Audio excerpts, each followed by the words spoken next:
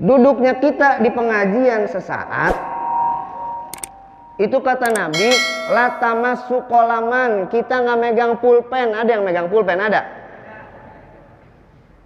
Nggak ada yang megang pulpen.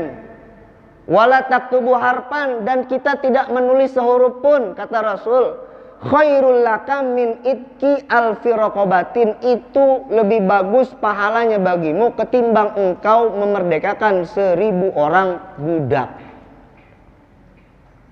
Budak itu hamba sahaya, orang yang tidak merdeka dijual untuk diperdagangkan, seperti layaknya hewan pada zaman dahulu. Sekarang kita kalau mau memerdekakan 1000 orang budak, udah nggak ada budaknya mah. Ada budak letik tadi dinyata.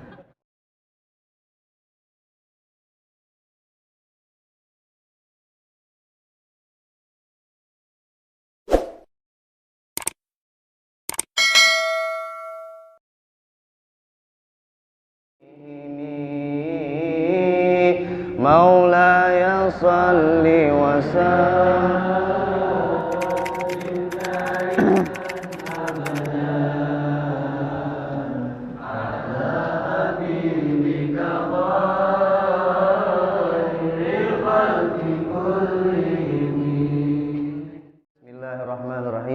alhamdulillahi rabbil alamin.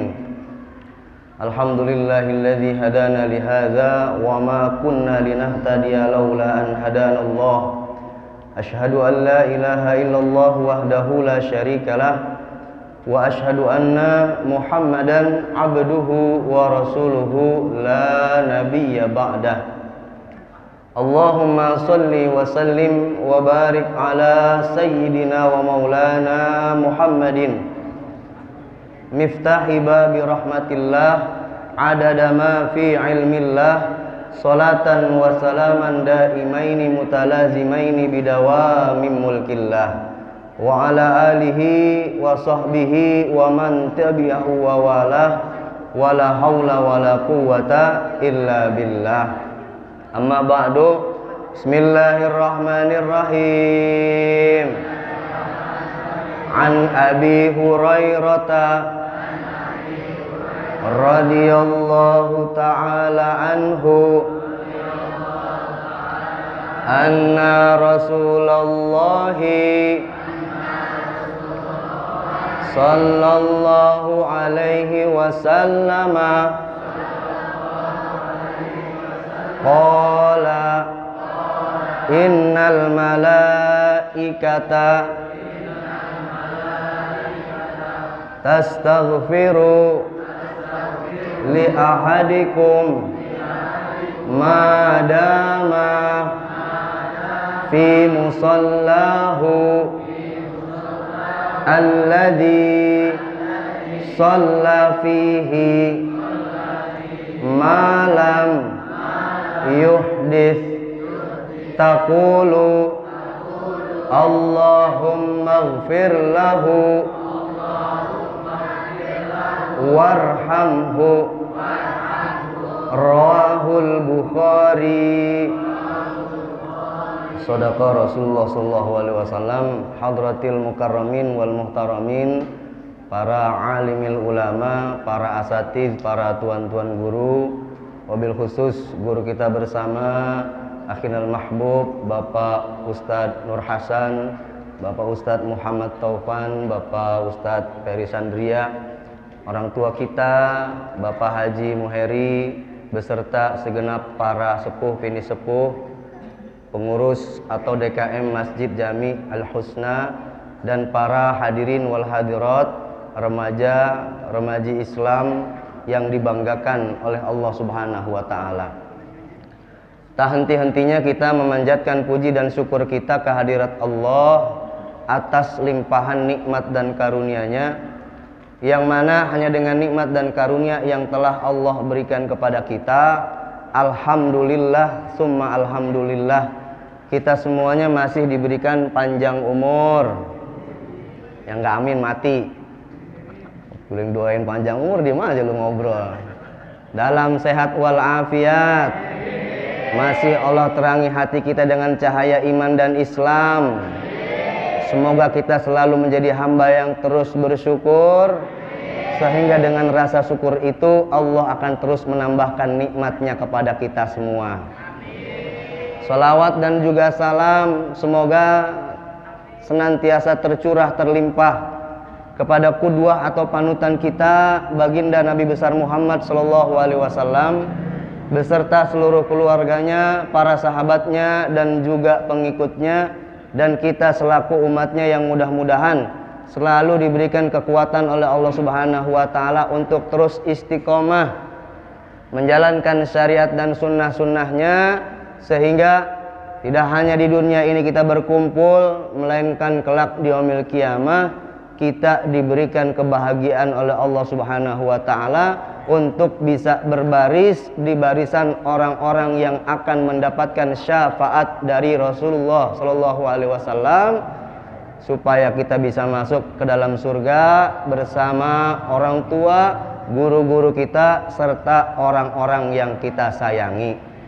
Yang gak amin masuk neraka, orang didoain masuk surga diem aja. Alhamdulillah.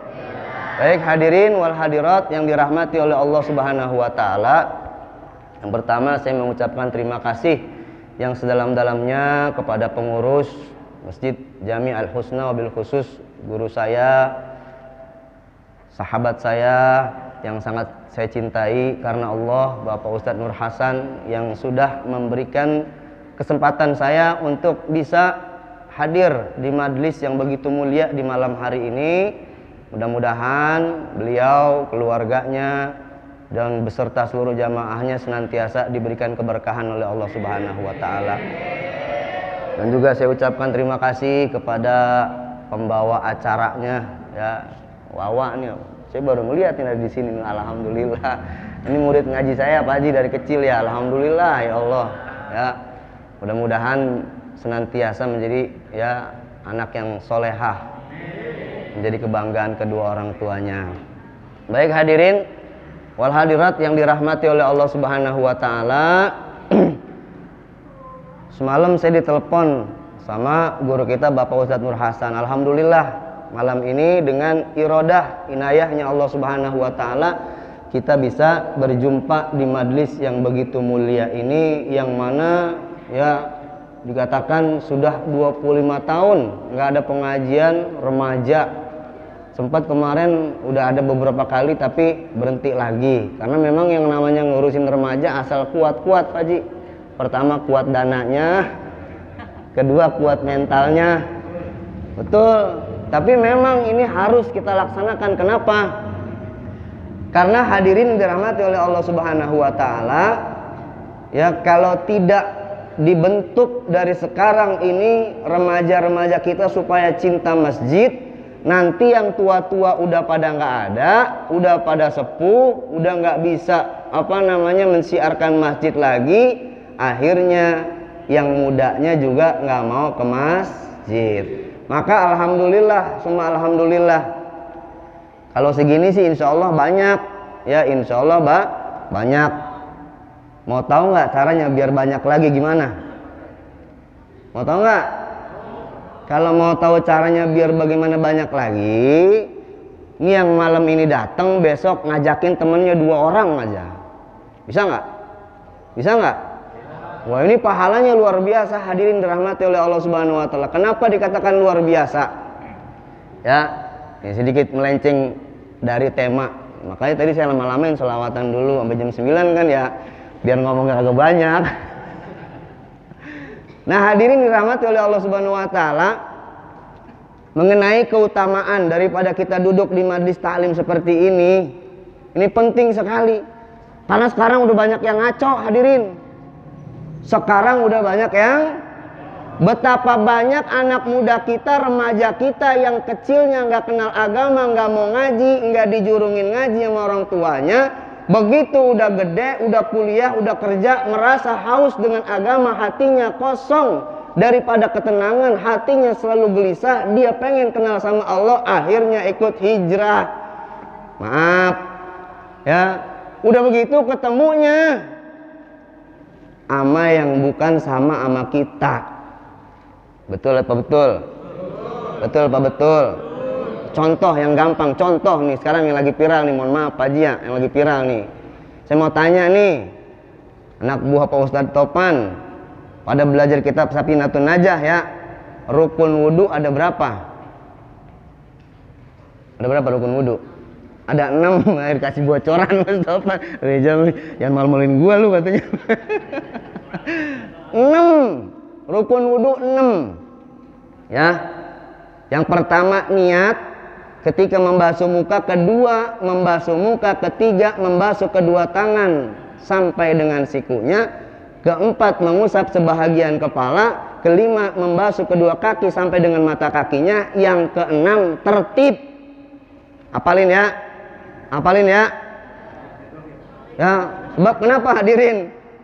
Wa kullu man ya'malu bi ghairi ilmin a'maluhum mardudatun la tuqbal. Setiap orang berbuat suah amalan tidak disertai dengan ilmunya, khawatir ibadahnya, amalnya ditolak sama Allah, tidak diterima. Wal iyajubil.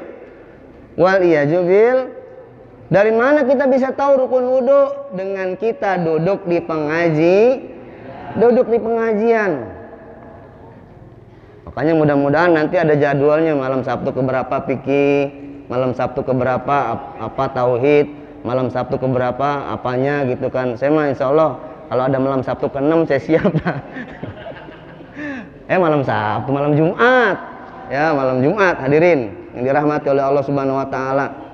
Coba itu rukun wudu yang 6. Yang nomor pertama sumbernya dari hadis Nabi Muhammad, hadis sahih riwayat Imam Muslim dari sanadnya Sayyidina Umar bin Khattab, innamal a'malu binniyah, setiap amal perbuatan diterima atau tidaknya itu tergantung niatnya. Makanya kita suka baca nawaitul wudu'a liraf'il hadasil asghari fardol.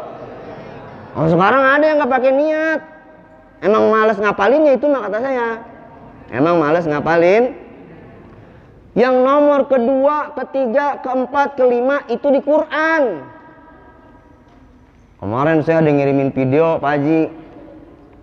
Ya, ini ustadznya profesor doktor terkenal. Pokoknya nggak ada dari kita dah yang kagak kenal, cuman saya kagak mau sebut namanya dah. Ntar takut katanya hasud. Kata dia kalau ada pengajian yang habis ngaji nggak ada tanya jawabnya, itu pengajian bid'ah katanya. Kalau kita mau ngajinya, habis ngaji kita ngopi sambil tanya jawab, sambil sharing, ada ngopi. Makanya kalau habis ngaji jangan pada pulang dulu, sharing. Presiden sama panitia kopi mah ada, alhamdulillah. Apa yang ditanya nama jamaahnya? Pak Ustadz, saya mau bertanya. Saya melihat ada seseorang yang ketika berwudu dia tidak membasuh kepalanya, cuman keningnya doang. Apakah wudunya sah? Apakah sholatnya diterima? Yang mengejutkan itu jawaban sang ustadz yang profesor doktor. Kata dia apa? Setahu saya membasuh kepala itu adalah sunnah, karena rukun wudu itu cuma ada 2. Ini profesor doktor ini, bukan yang ngaji di kampung, bukan. Karena yang namanya rukun wudu itu cuma ada 2, sebagaimana rukun tayamum. Subscribernya udah puluhan juta, misalkan ada 20 juta tuh subscribernya tuh. Makanya ente yang hadir nih pada subscribe dong channel YouTube-nya Al Husna biar maju. Udah gitu ente jangan iklan TikTok mulu, iklan TikTok aja. Udah punya TikTok belum? Sini, ntar kan ya, udah punya snack video belum? Udah punya ini ya channelnya Al Husna, kita subscribe. Hey. Gila ngomongin TikTok aja lu pada pinter banget goyangnya lu. Ini kan kacau hadirin yang dirahmati oleh Allah. Kalau dia punya subscriber 20 juta, bahkan se-Indonesia mungkin barangkali lebih, separohnya aja percaya sama dia. Oh, kalau begitu rukun wudu cuman ada 2. Oh, kalau saya habis mandi udah rapi, saya sisirin, kemudian rambut saya udah pakai minyak rambut, kepala saya pakai minyak rambut, saya nggak usah basuh kepala, cukup jidat saya basuh. Kata dia udah sah wudunya. Siapa ntar ditanggung jawab di akhirat ibadahnya? Itu kan kalau kita baca syarat sah wudu di kitab Safinatun Najah nomor 7. Syarat sah wudu ada 10. Yang nomor 7 itu wa alla ya'taqida fardon min furudihi sunnatan. Tidak boleh kita meyakini, mengitikadkan, mengatakan bahwasanya salah satu dari rukun wudu yang ada 6 itu sunnah.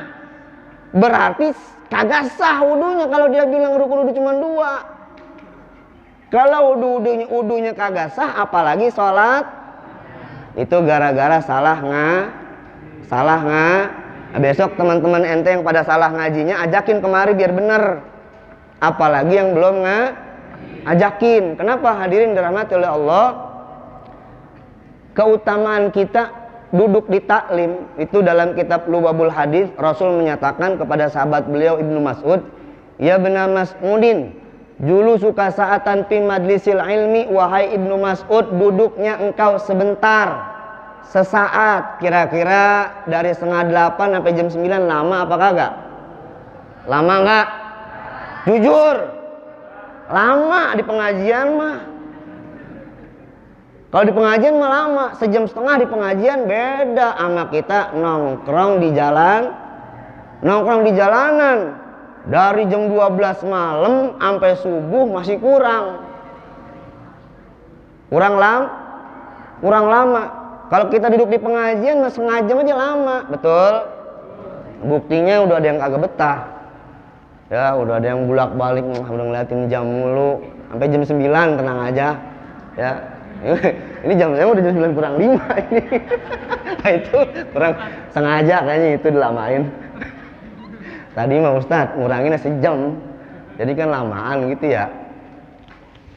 Duduknya kita di pengajian sesaat, itu kata Nabi, la tamassu qalaman, kita nggak megang pulpen. Ada yang megang pulpen? Ada? Nggak ada yang megang pulpen. Wala taktubu harpan, dan kita tidak menulis sehuruf pun. Kata Rasul, khairul laka min itki alfi raqabatin, itu lebih bagus pahalanya bagimu ketimbang engkau memerdekakan 1000 orang budak. Budak itu hamba sahaya, orang yang tidak merdeka dijual untuk diperdagangkan, seperti layaknya hewan pada zaman dahulu. Sekarang kita kalau mau memerdekakan 1000 orang budak, udah nggak ada budaknya mah. Ada budak letik tadi dinyata. Karandeng eta mah. Ya, budak udah nggak ada sekarang. Ya, kalaupun ada terselubung, namanya human trafficking. Tahu nggak human trafficking ente? Perjualbelian manusia. Masih ada tapi terselubung, susah. Kalau dulu terbuka. Kita untuk memerdekakan 1 orang budak pun belum tentu sanggup. Contoh, ketika Bilal bin Rabah itu ketahuan masuk Islam sama majikannya, disuruh keluar lagi nggak mau. Majikannya merasa ini menjadi aib untuk dirinya. Maka majikannya ini memaksa Bilal bin Rabah untuk keluar dari agama Islam. Kalau tidak, kemungkinan yang kedua, Bilal bin Rabah harus mati daripada aib untuk majikannya. Akhirnya ketika disuruh keluar dari agama Islam, beliau tidak mau, disiksa, dipecut, dijemur, ditindih dengan batu yang sangat besar, ya, di padang pasir yang begitu panas, kedengeran sama Sayyidina Abu Bakar As-Siddiq radhiyallahu taala anhu warda. Kemudian disamperin majikannya. Emang kalau ini, kata Abu Bakar As-Siddiq, kalau memang kamu sudah tidak membutuhkan ini budak kamu yang sedang kamu siksa, lebih baik kamu jual kepada saya.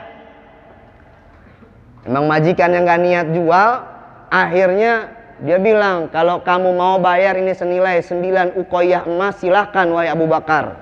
Harga yang sangat fantastis pada saat itu.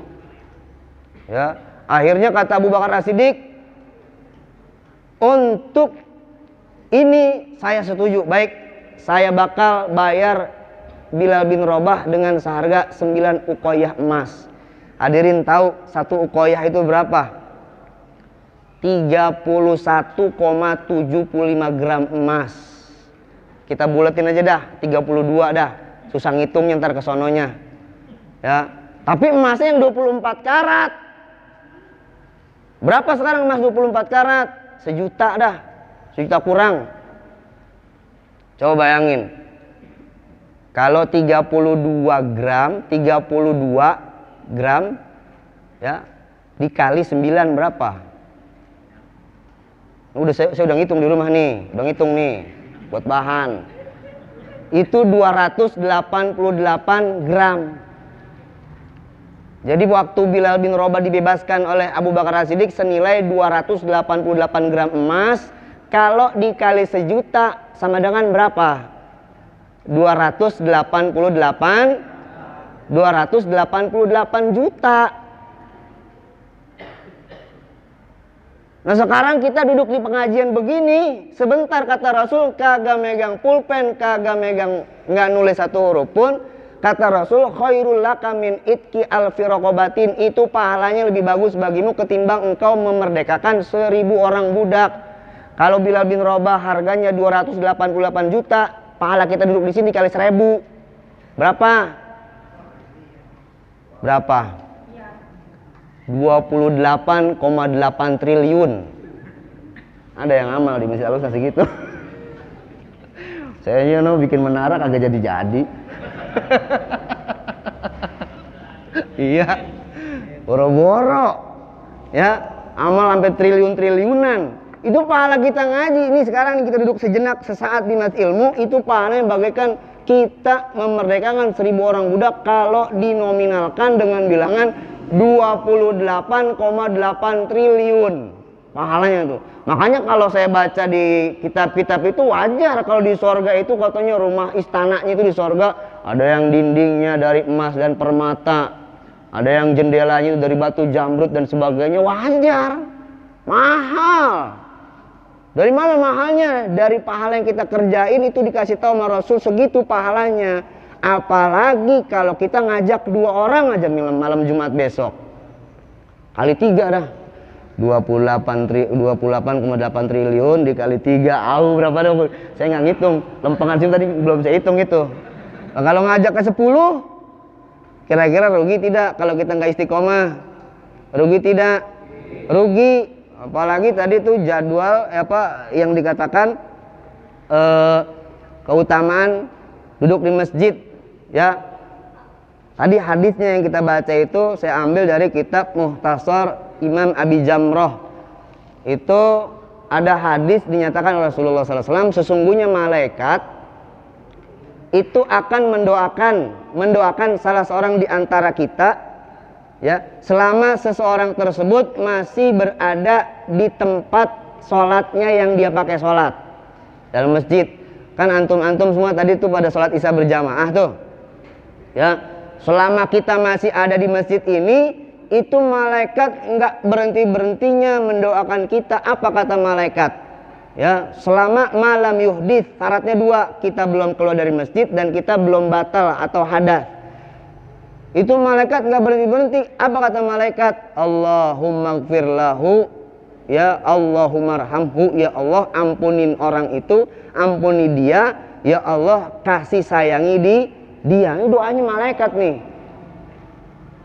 Kalau kita nggak percaya, itu ada di surah Ghafir ayat 7 kalau tidak salah. Udah bunyi 9, dikit lagi dah. Ya.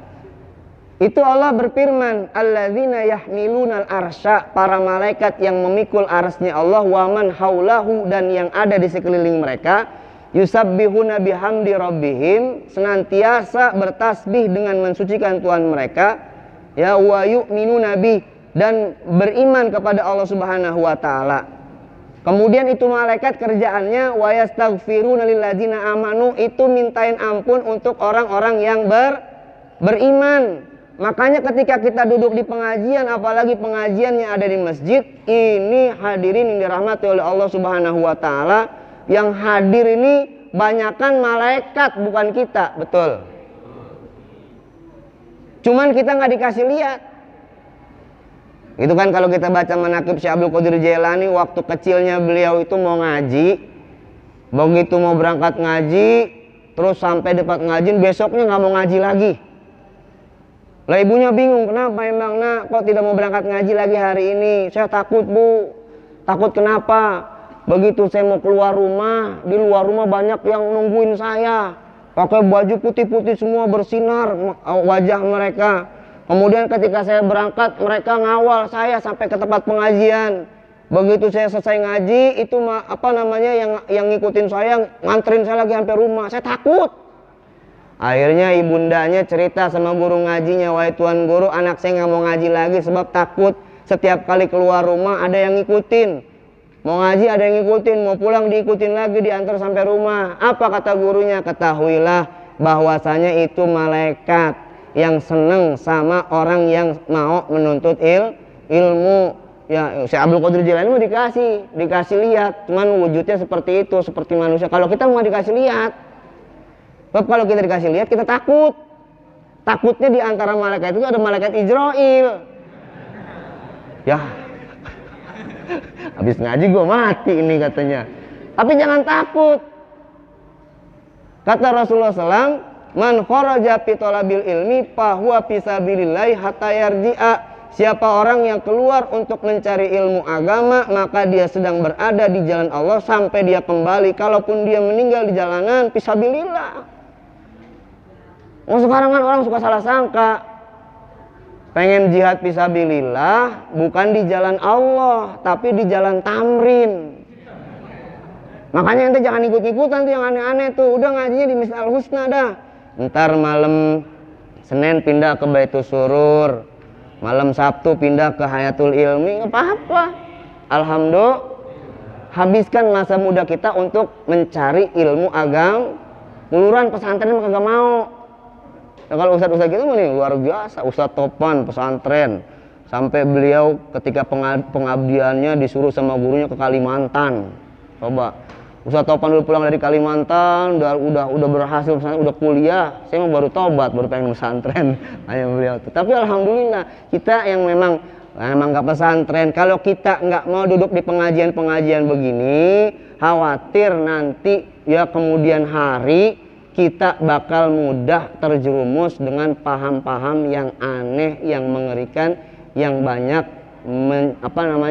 menjadikan kita ini bertentangan dengan apa yang sudah diajarkan oleh guru-guru kita terdahulu. Maka ketika kita duduk di pengajian seperti ini berkah dari Allah yang begitu luar biasa. Sampai-sampai itu malaikat ketika kita mau berdiri pulang, apa kata malaikat?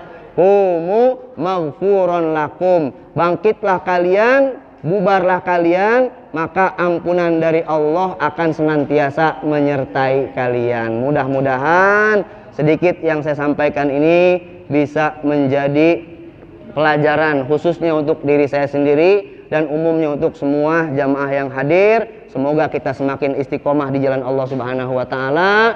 Kita doakan mudah-mudahan ya para senior-senior kita yang sudah memfasilitasi pengajian remaja ini selalu diberikan panjang umur, sehat walafiat, diberkahkan segala rezekinya oleh Allah Subhanahu wa taala, dimudahkan dalam segala urusannya, dan kita pun yang sudah mensiarkannya selalu diberikan keistiqomahan oleh Allah. Mudah-mudahan Masjid Jami Al-Husna ini kedepannya semakin berkembang, semakin sukses, semakin syiar menjadi center agama Islam di Kampung Palsi Gunung yang kita cintai. Begitu pula yang sudah mewakafkan tanahnya, yang sudah bersedekah jariah di masjid yang kita cintai ini, baik dengan hartanya, ilmunya, tenaganya, pikirannya, mudah-mudahan mendapatkan maghfirah atau ampunannya Allah Subhanahu wa taala, dilapangkan kuburnya ininya wa ala kulli niyatin salihah wa bi niyati hibziz zahir wal batin wan nafsi wal ahli wal aulad wal amwal wad dini wa dunya wal akhirah bil qabul wal barakah min kulli su'lin wa ma'mul wa ila hadratir rasul. Al-Fatihah. A'udzu billahi minasy syaithanir rajim. Bismillahirrahmanirrahim. Alhamdulillahirabbil alamin arrahmanir rahim maliki yaumiddin. Iyyaka na'budu wa iyyaka nasta'in. Ihdinas siratal mustaqim. Siratal ladzina an'amta 'alaihim ghairil maghdubi 'alaihim waladdallin. Rabbana ighfir lana wa liwalidina. Amin. Saya mohon maaf atas segala kekurangannya. Terima kasih atas segala perhatiannya. Wabillahi taufik wal hidayah wal inayah. Wassalamualaikum warahmatullahi taala wabarakatuh.